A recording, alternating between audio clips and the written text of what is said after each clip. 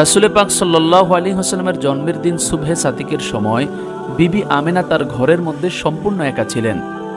এমন সময় হঠাৎ তিনি আকাশের দিক থেকে বিকট এক আওয়াজ শুনতে পেলেন। আওয়াজ শোনা মাত্রই তিনি অত্যন্ত ভীত সন্ত্রস্ত হয়ে পড়লেন। কিছুক্ষণ পর তিনি দেখতে পেলেন যে মোরগের আকৃতির একটি পাখি তার ঘরের মধ্যে প্রবেশ করছে।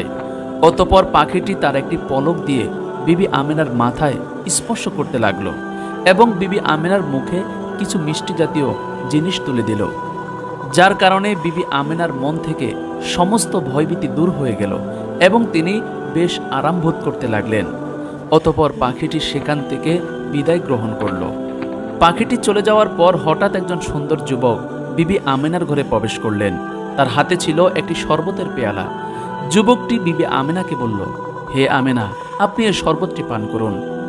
তখন বিবি আমেনা উক্ত যুবকের হাত থেকে শরবতের পেয়ালাটি নিয়ে পান করলেন। শরবতটি পান করার সাথে সাথে বিবি আমেনা সমস্ত শরীরে সজীবতা অনুভব করলেন। এরপর উক্ত যুবক বিবি আমেনার ঘর থেকে বিদায় গ্রহণ করলেন। অতঃপর কয়েকজন সুন্দরী নারী আকাশের দিক থেকে বিবি আমেনার ঘরে তাশরিফ আনলেন। তাদেরকে দেখা মাত্রই বিবি আমেনা জিজ্ঞাসা করলেন, হে মহিষী নারীগণ, আপনারা কারা? আপনাদের পরিচয় দিন। জবাবে তারা বলল, আমরা হচ্ছি বিবি হাজেরা, মরিয়ম এবং আসিয়া আলাইহিস সালাম। তাদের পরিচয় পেয়ে বিবি আমেনা অত্যন্ত আনন্দিত হলেন। এরপর তারা বিবি আমেনাকে লক্ষ্য করে বললেন, আপনার চিন্তার কোনো কারণ নেই, আমাদেরকে আল্লাহ তাআলা আপনার খেদমতের জন্যই পাঠিয়েছেন। বিবি আমেনা তাদের কথা শোনা মাত্রই আল্লাহ তাআলার দরবারে শুকরিয়া আদায় করলেন। এরপর উক্ত জান্নাতি রমণীগণ বিবি আমেনার খেদমত শুরু করে দিলেন। এরপর অদৃশ্য থেকে একটি আওয়াজ ভেসে আসলো। কে যেন আমেনাকে লক্ষ্য করে বলছে, হে আমেনা, একটু পরেই তোমার সন্তান ভূমিষ্ঠ হবে। তুমি তোমার সন্তানটিকে মানুষের দৃষ্টির আলে রেখো, কেননা তিনি সাধারণ কোনো লোক নয়, তিনি আল্লাহর পেয়ারা হাবিব এবং দোজাহানের বাদশা হবেন। অদৃশ্য আওয়াজটা শেষ হওয়ার সাথে সাথেই আরও কয়েকজন সুন্দরী নারী মেশক, আম্বর ও অন্যান্য সুগন্ধি নিয়ে বিবি আমেনার কামরায় আগমন করল। ইতিমধ্যে বিবি আমেনা লক্ষ্য করলেন যে তাদের আগমনের সাথে সাথেই ওই ঘরের মধ্যে অনেকগুলো জান্নাতি পাখি উঠতে শুরু করল। বিবি আমেনা এমন ধরনের পাখি জীবনে কখনো দেখেননি। এই সকল কুদরত ও দৃশ্য দেখে বিবি আমেনার চোখ জুড়িয়ে গেল এবং তিনি আল্লাহ তাআলার দরবারে মন ভরে শুকরিয়া আদায় করলেন। এর কিছুক্ষণ পরেই মনোমুগ্ধকর পরিবেশের মধ্যে তাশরিফ নিলেন দোজাহানের কামলিওয়ালা নবী হযরত মুহাম্মদ সাল্লাল্লাহু আলাইহি ওয়াসাল্লাম। তিনি ভূমিষ্ঠ হওয়ার সাথে সাথেই সিজদায় পতিত হয়ে বলা শুরু করলেন, লা ইলাহা ইল্লাল্লাহু মুহাম্মাদুর রাসূলুল্লাহ সাল্লাল্লাহু আলাইহি ওয়াসাল্লাম। শিশু মুহাম্মদ সাল্লাল্লাহু আলাইহি ওয়াসাল্লাম জন্মগ্রহণ করার সাথে সাথে বিবি আমেনার ঘরটি আলোকিত হয়ে গেল। বিবি আমেনা বলেন, আমার রেহেম থেকে এমন একটি নূর বের হলো যে সেই নূরের আলোয় আমি শাম সিরিয়ার প্রাসাদগুলো পর্যন্ত দেখতে পেয়েছিলাম। অতঃপর আকাশ থেকে একখণ্ড মেঘ নেমে এসে শিশু মুহাম্মদ সাল্লাল্লাহু আলাইহি ওয়াসাল্লামকে বিবি আমেনার কোল থেকে নিয়ে উপরের দিকে চলে গেল। এই সময় অদৃশ্য থেকে একটি আওয়াজ আসলো, এই শিশুটিকে সমগ্র পৃথিবী ভ্রমণ করিয়ে নিয়ে আসো, যাতে সারা দুনিয়ার সকল মাখলুক এই শিশুটির কাছ থেকে বরকত হাসিল করতে পারে। শিশু মুহাম্মদ সাল্লাল্লাহু আলাইহি ওয়াসাল্লামকে মেঘখণ্ড নিয়ে যাওয়ার পর বিবি আমেনা ঘরের মধ্যে একাকী বসে বিভিন্ন চিন্তা করতে লাগলেন। ঠিক এমন সময় কিছুক্ষণ পরেই মেঘখণ্ডটি আবার শিশু মুহাম্মদ সাল্লাল্লাহু আলাইহি ওয়াসাল্লামকে বিবি আমেনার ঘরে পুনরায় নিয়ে আসলেন এবং বিবি আমেনার কোলে শিশু মুহাম্মদ সাল্লাল্লাহু আলাইহি ওয়াসাল্লামকে ফিরিয়ে দিয়ে মেঘখণ্ডটি সেখান থেকে বিদায় গ্রহণ করলেন।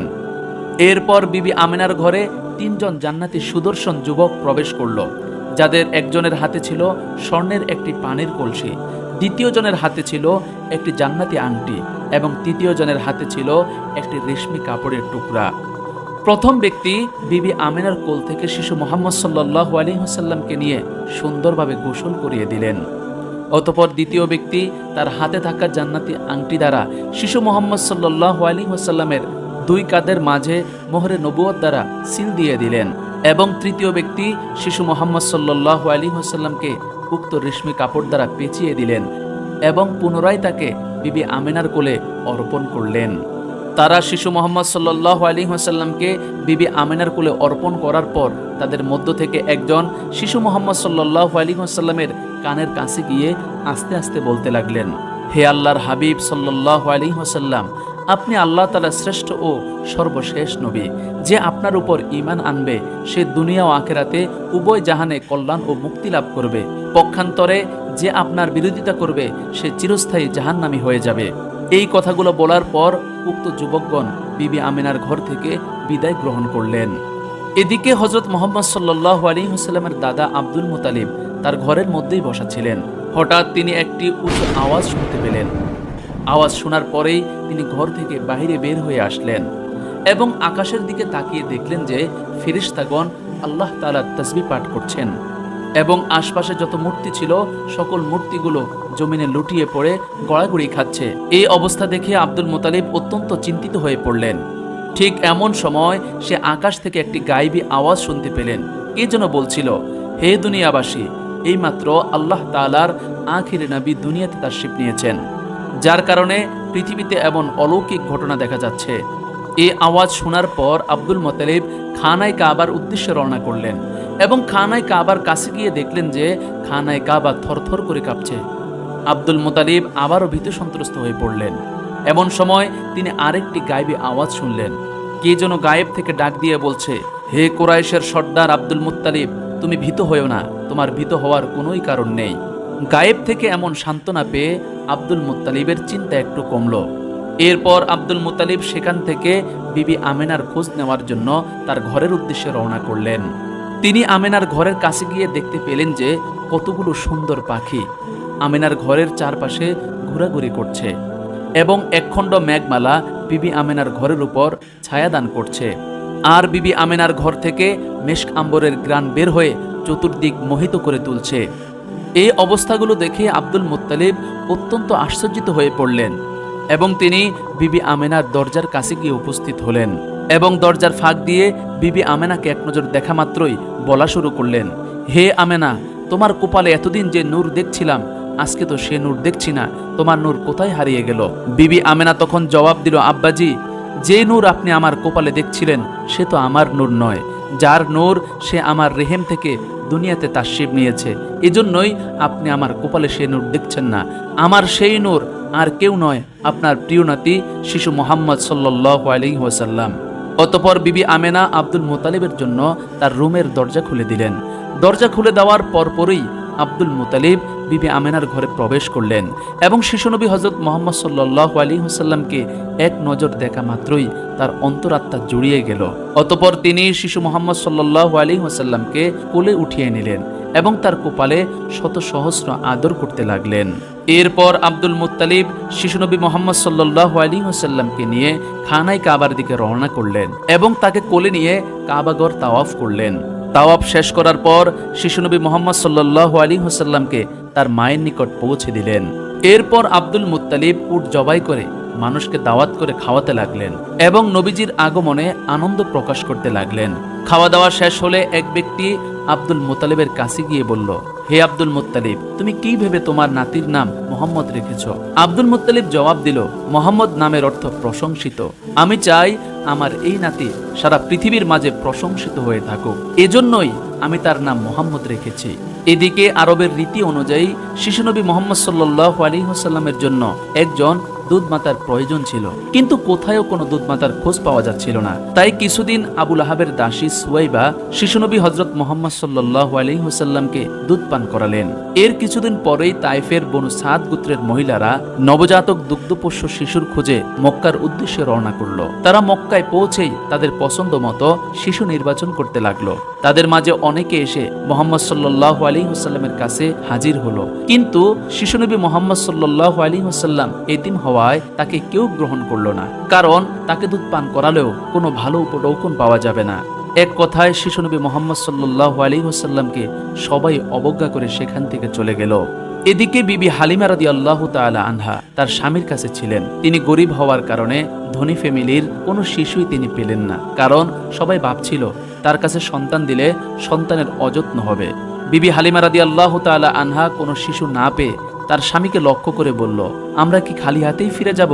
আমার খুব কষ্ট হচ্ছে, আপনি যদি অনুমতি দেন তাহলে আমরা ওই এতিম বাচ্চাটিকে নিয়ে ফিরব, যাকে সবাই অবজ্ঞা করেছে। কারণ খালি হাতে ফিরার চেয়ে ওই এতিম বাচ্চাটিকে নিয়ে ফিরাই আমাদের জন্য অনেক কল্যাণকর হবে। হযরত হালিমা রাদিয়াল্লাহু তাআলা আনহার কথা শুনে তার স্বামী তাকে অনুমতি দিলেন। স্বামীর অনুমতি পাওয়া মাত্রই হযরত হালিমা রাদিয়াল্লাহু তাআলা আনহা বিবি আমেনার নিকট আগমন করলেন এবং বিবি আমেনাকে লক্ষ্য করে বললেন, আপনার যদি ইচ্ছা থাকে তাহলে আমি আপনার বাচ্চাটিকে নিতে চাই এবং পরম যত্নে আমার দুগ্ধ পান করাতে চাই। তার আবেগময় কথা শুনে বিবি আমেনা অত্যন্ত খুশি হলেন এবং সন্তানের জন্য দাত্রীমাতা খুঁজে পাওয়ায় আল্লাহ তাআলার দরবারে শুকরিয়া আদায় করলেন। অতঃপর বিবি আমেনার কাছ থেকে হযরত হালিমা রাদিয়াল্লাহু তাআলা আনহা শিশু মুহাম্মদ সাল্লাল্লাহু আলাইহি ওয়াসাল্লামকে নিজের কোলে তুলে নিলেন এবং তাকে দুধ পান করাতে লাগলেন। হযরত হালিমা রাদিয়াল্লাহু তাআলা আনহা বলেন, শিশু মুহাম্মদ সাল্লাল্লাহু আলাইহি ওয়াসাল্লামকে দুধ পান করানোর আগে আমার স্তনে নামে মাত্র দুধ ছিল, কিন্তু তাকে কোলে নেওয়ার সাথে সাথে তার বরকতে আমার 2 স্তন দুধে পরিপূর্ণ হয়ে গেল। অতঃপর হযরত হালিমা রাদিয়াল্লাহু তাআলা আনহা শিশু মুহাম্মদ সাল্লাল্লাহু আলাইহি ওয়াসাল্লামকে নিয়ে বিবি আমেনার কাছ থেকে বিদায় নিয়ে তাঁবুর উদ্দেশ্যে রওনা করলেন।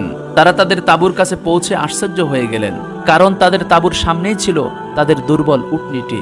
শিশু নবী মুহাম্মদ সাল্লাল্লাহু আলাইহি ওয়াসাল্লামকে কোলে তুলে নিয়ে তাঁবুর কাছে আসতেই তারা দেখতে পেল যে তাদের দুর্বল উটনীটি সতেজ ও সবল হয়ে দাঁড়িয়ে রয়েছে এবং তার দুধ টপকে টপকে পড়ছে। অথচ ইতিপূর্বে উটনীটির দুধ নামে মাত্র ছিল, যার দ্বারা তারা তৃপ্তি সহকারে পান করতে পারত না। হযরত হালিমা রাদিয়াল্লাহু তাআলা আনহা তিনি বলেন, মুহাম্মদ সাল্লাল্লাহু আলাইহি ওয়াসাল্লামের বরকতে আমাদের উক্ত উটনীটি এতই দুধ দিল যে আমরা উদর পূর্ণ করে সকলেই পান করলাম, তারপরেও দুধ বাকি ছিল। সুবহানাল্লাহ। এই সকল কুদরতি নিদর্শন দেখে বিবি হালিমার স্বামী তাকে লক্ষ্য করে বলল, হালিমা, আমার মনে হয় এই শিশুটি অত্যন্ত বরকতময়, যার কারণে তাকে আমরা গ্রহণ করার পর থেকেই আমাদের রিজিকের মধ্যে আল্লাহ তাআলা বরকত দান করেছেন। সুবহানাল্লাহ। অতঃপর তারা কাফেলার সাথে তায়েফের উদ্দেশ্যে রওনা করলেন, কিন্তু হালিমার গাদাটি সকলের আগে আগে হেঁটে চলতে শুরু করলো। তা দেখে কাফেলার সাথীরা বলল, আরে এ তো সেই গাদাটি যাতে চড়ে হালিমা এসেছিল। আসার সময় গাদাটি তো ভালো করে হাঁটতেই পারছিল না, এখন কি এমন হলো যে গাদাটি আমাদেরকে পিছনে ফেলে সবার আগেই চলে যাচ্ছে? হালিমা তাদের কথা শুনলেন, কিন্তু কোনোই জবাব দিলেন না। তিনি তায়েফের উদ্দেশ্যে সামনে অগ্রসর হতে লাগলেন। অতঃপর চলতে চলতে হালিমা বাড়িতে পৌঁছে দেখলেন আল্লাহ তাআলার অনুগ্রহে বাড়ির সকল ছাগলের পাল এবং পোষা প্রাণীরা মোটাতাজা হয়ে উঠছে এবং দুধ দহনকারী পশুগুলোর ওলান দুধে পরিপূর্ণ হয়ে আছে। এসব দেখে হালিমার মন সম্পূর্ণ জুড়িয়ে গেল। তিনি আল্লাহ তাআলার শুকরিয়া আদায় করলেন। এরপর হালিমার গৃহে শিশুনবী মুহাম্মদ সাল্লাল্লাহু আলাইহি ওয়াসাল্লাম পরম যত্নের সাথে 2 বৎসর পর্যন্ত দুধ পান করলেন। এই সময়ের মধ্যে হালিমার মেয়ে সাইমাই শিশুনবী মুহাম্মদ সাল্লাল্লাহু আলাইহি ওয়াসাল্লামকে সকল ধরনের সেবা যত্ন করতেন, এমনকি বিকেল বেলা তাকে নিয়ে ঘুরে বেড়াতে বের হতেন। এভাবে দেখতে দেখতে দুধ খাওয়ার দিন শেষ হয়ে যাওয়ার পর হালিমা শিশুনবী মুহাম্মদ সাল্লাল্লাহু আলাইহি ওয়াসাল্লামকে দায়িত্বের খাতিরে মা আমিনার কাছে নিয়ে আসলেন। যদিও মুহাম্মদ সাল্লাল্লাহু আলাইহি ওয়াসাল্লামকে ছাড়তে তার মন মোটেও চাচ্ছিল না, কিন্তু করার তো কিছুই ছিল না। হালিমা মক্কায় এসে দেখলেন যে মক্কায় মহামারী চলছে এবং মক্কার আবহাওয়া খুবই খারাপ যাচ্ছে।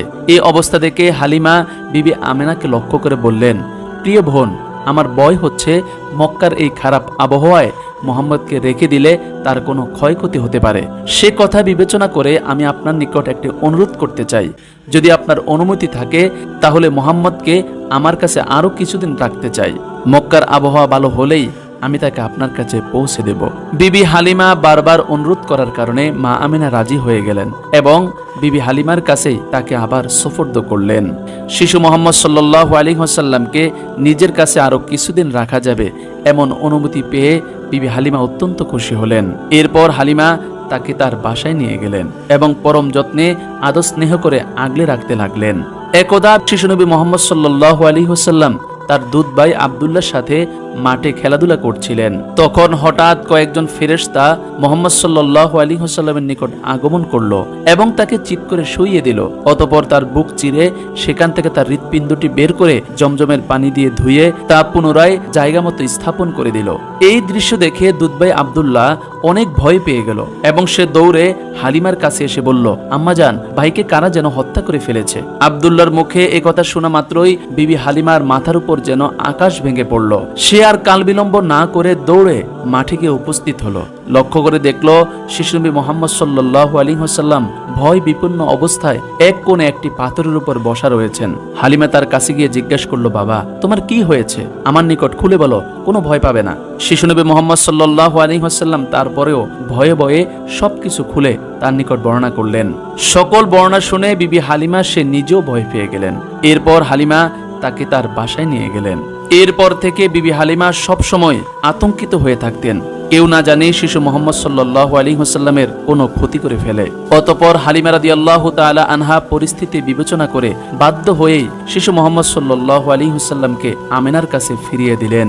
তখন নবীজির বয়স ছিল মাত্র 5 বছর। এরপর থেকে শিশু নবী মোহাম্মদ সাল্লাল্লাহু আলাইহি ওয়াসাল্লাম তার দাদা আব্দুল মুত্তালিব এবং মা আমেনার ভালোবাসায় বড় হতে লাগলেন। প্রিয় দর্শক, আজকের ভিডিওটি এখানে শেষ করতে